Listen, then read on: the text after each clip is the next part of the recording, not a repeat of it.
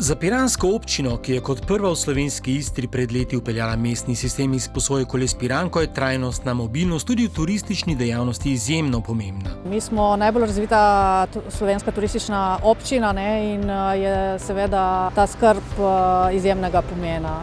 Ves čas skrbimo za urejanje različnih kolesarskih pešpoti, jahalne poti, tako tudi s pomočjo kakšnih evropskih sredstev, evropskih projektov. Mreža kolesarskih poti zaenkrat sloni na glavni prometni žili Parencani, ki je najbolj priljubljena tako med domačini kot tujimi obiskovalci.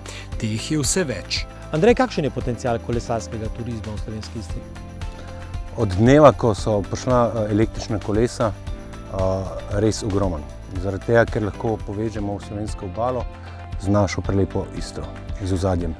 Celodnevno poležavanje na plažah je preteklost, poudarja Arh.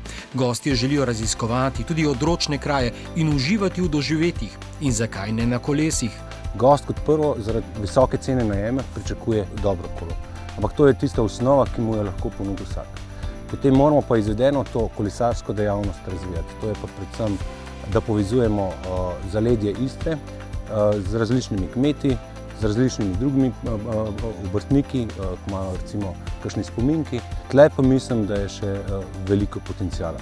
Potencial kolesarskega turizma so že prepoznali v skupini Life Class.